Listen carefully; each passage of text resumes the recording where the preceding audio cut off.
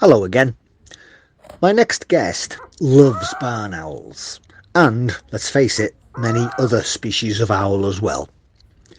He loves them so much, he has set up a sanctuary to care for their welfare.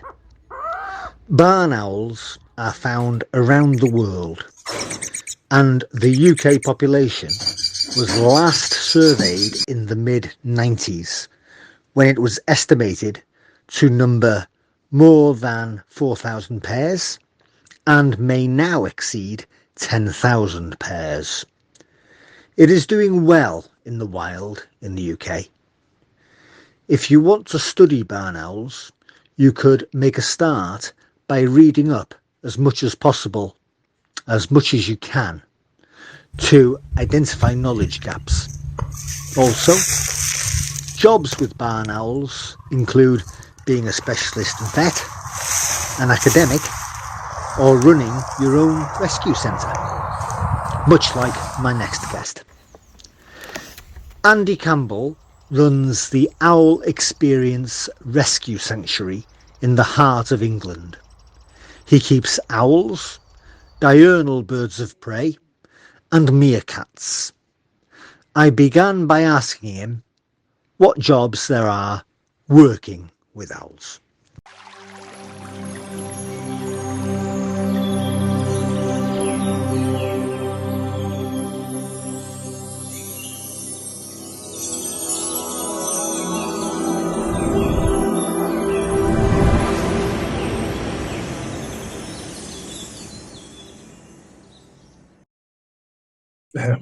The world's your oyster in that area, because there's so many things you can do with them. You can display them, for educational purposes.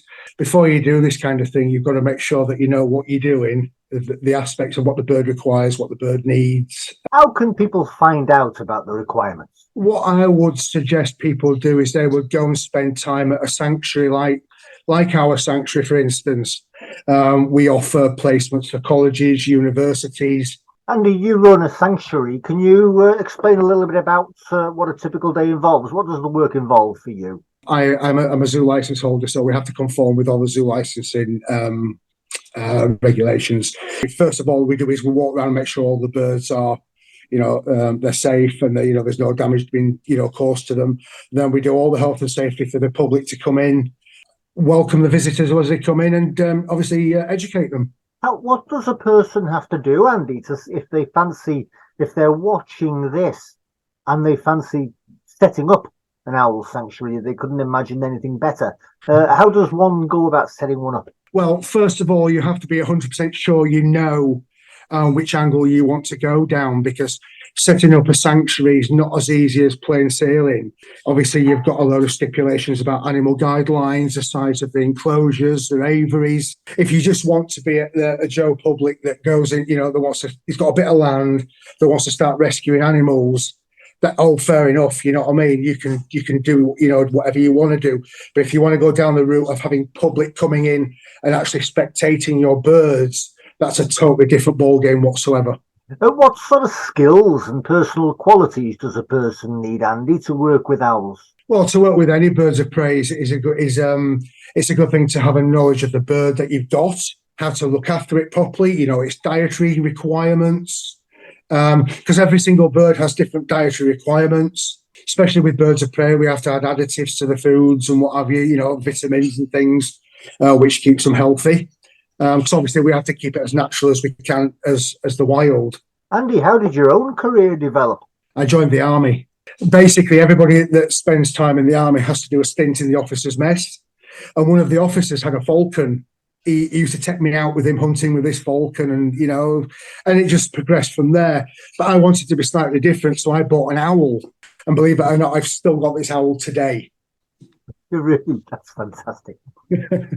Andy, talking to falconers and people who run bird of prey centres, I've heard that this idea of tethering, the law is about to change on it. What do you think about that? Right. Okay. I have mixed opinions, really, because yes, I understand that tethering a bird down, you're restricting its flight access you know. But with some birds, unfortunately, i.e. your sparrowhawks and your goshawks, if they were free lofted, and when we say excuse me, when we say free lofted, it means they're not tethered down in their aviary. They can just fly about. They will damage themselves. And obviously, with a bird of prey centre like ours, all our birds are on display. So what we do is we tether our birds down during the day, and we free loft them at night. So then there's no way of them getting spooked by the public or some child screaming or something like that and spooking them. But with regards to the laws of tethering, sometimes it's going to be, you've got no choice. You're going to have to tether your birds, i.e. some sanctuaries like ourselves, we rely on going out and doing educational displays with our birds. And that's how we make money to keep the centre running. Now, if I was to go out there and have 20 owls, just sitting on perches, not tied down or anything, you're looking at a total mayhem. So this law about them coming in, I think it's they're allowed to be tied down for 6 hours a day. I agree with that, but then there's some aspects of the game where it is impossible. So it's all about having a happy medium, really, if you understand what I'm saying. We will tether our birds that need to be tethered, may I add, which I think we have about 5 at the centre at the minute, that will be tethered down during the day to stop them from damaging themselves and getting spooked, and but then we will free loft them at night, so then they have the freedom to fly around the aviary. How did COVID affect your sanctuary, Andy? Oh, it practically closed us down. Unfortunately, if it hadn't been for the government, which I will never, disrespect the government, because they've helped me so much. They kept me afloat. How has avian influenza affected the sanctuary? You got to remember, avian influenza has been here, it's gone, it's been and gone. It's going to come back every year. There's no way you're going to stop it. There's chemicals that can kill it, but they can't stop it from spreading, because obviously it comes from migratory birds. My thoughts on the avian flu is we're going to have it every year, irregardless of where we are. All right, but as long as we maintain a clean environment and we put in preventative measures to stop that, or to decrease the potential of catching avian flu. If we were to implement these little safety precautions, we should be okay. I've heard, Andy, that the zoo licensing regulations are likely to change in the future. And one of those changes includes small zoos having to somehow be involved in the sponsorship of a conservation project. How will that work for centres and sanctuaries? Is there going to be a financial aspect to these centres? Because what you've got to remember is that a lot of these falconry centres or these rescue centres rely on public donations, and they rely on people coming in the gate. Do you just specialise in owls, or do you have other animals at sanctuary as well? We have about probably about 55 birds in at the minute, and they're from all they've got buzzards, kestrels, falcons, mainly owls, because that's what I specialise in and that's what my speciality is. Kestrels, we've got all sorts, and we've also got meerkats as well, believe it or not. We've got 2 pairs of meerkats that were rescued, but we kept those to try and make a little it's to drag people into the owl sanctuary, really, to have a look around and raise money to actually to keep the place up and running, if you like. How would you describe the industry today, Andy, in terms of an owl sanctuary, giving displays, giving public presentations? How do you see that today? I think it's vital for centres to do these kind of displays, because, again, in the national curriculum, children, I come through walks of life of all from the whole spectrum, and I get people from central London, central Manchester, Birmingham that have never even seen a bird. Okay, and I get children coming to me that turn around and think, silly things like, where does milk come from? It comes from Tesco's. The more times that people can get out and display these birds, it's vitally important for our future generations, because they're the only people that can action what happens in the future.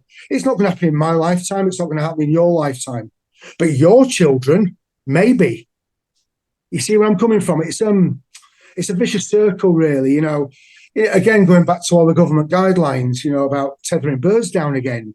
You're tethering birds down out on displays. You need to tether them birds down to go and show them to people, and to get the point across of why we need them and why sanctuaries like ours are present. Their sanctuaries are popping up everywhere. Why? Come on, you think about it. It's a no-brainer. Society's moving with the years, and more people want something different. Personally, I've never seen the purpose of having a snake in a glass case. Why? You know what I mean? So, everybody has their little, and just mine, unfortunately, was birds. Andy, how do you see the industry of, let's say, bird of prey education, giving public displays using owls, giving public presentations using owls? How do you see that developing over the next 10 years? I think it's going to be a lot more difficult. You'll find that falconry is a close-knit community, and everybody has an opinion, but it's if that opinion counts. Within the next 10 years, I personally think it's going to get knocked on the head. Why? It's either that, or it's going to be very, very difficult for you to gain a license or something like that to go out and publicly display your birds, unless you can prove that you are making a change to society, if you like. Well, the council supplies my zoo license, but DEFRA are the one that authorise it in the long run, and they could turn around at any time and say, boom, you're not having a zoo license. So we have to play ball with them, and obviously make these changes that they want us to make. I have got about 15 to 16 barn owls of all different native species, ashy-faced, dark-breasted, Americans. And if I was to put all them into, because they're pairs, into 20, 15, 20-foot aviaries, I'd need about 10 acres of land. It'd be absolutely unaffordable to do that. Now I'm an RSPCA rescue centre. I've been an affiliated RSPCA rescue centre. Now they have come in, they have done all their inspections, and they deem me as a suitable place for them to send their birds to. So, whoever's making these laws up, they need to hit the ground and actually speak to these people and ask them if they can actually afford this or not. And if they can't afford it, it's going to close them down. And if they close them down, it's going to have a roll-on effect with the rest of the owl sanctuaries, because they're going to get inundated with more birds. What are the goals of your own sanctuary? My aim is to contribute back to society. We've got to keep educating people about the importance of these birds. Because if somebody wanted to take up falconry, Andy, what advice can you offer them? Research it first, find out exactly why you want to do it, the reasons behind why you want to do it, and if you are genuinely able to look after that bird, because you have to train that bird. It's not just flying that bird and it coming back to you. You have to have weight programs, dietary programs. You have to be 100% sure you know what you're doing, because if you don't even start, because you'll be pulling your hair out. How much of a challenge was it, Andy, to locate a suitable specialist vet? There are so few and far that trying to find one is like finding a needle in a haystack. So I say to anybody out there, if you're going to be a vet, be an avian vet, okay? Because we need you, all right? But no, it wasn't. It was challenging, but you look at every major city. There's always an avian vet in every major city. Which books or people or meetings have most influenced your thinking about owl conservation? I think it was all about being self-taught, really. I spent time with vets. I've spent time with falconers, and I've met the famous Jemima Parry-Jones. Something I've started asking people that I interview. Hopefully there are going to be students watching this who are further or higher education students of animal management. And one of the problems that they always encounter, one of the challenges they always encounter towards the end of the course, is a subject for a dissertation. Could you Right. one, please? Could I a dissertation? Wow. Let me think about this one. You put me on the spot there, aren't you? A dissertation. The way a bird is housed in a cage. You know, its well-being, is that cage going to be suitable for that bird? There's so many, you know, I mean, it's like you could do one on the behavior, a dissertation on behavioral aspects of a bird.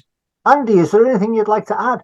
Yeah, come and visit our owl sanctuary, please. You know, we need the support. Where is it, Andy? We're actually situated at the Red Lion Farm in Horton, Stafford. Obviously, this will be going worldwide. We are located at a small farm in the heart of England.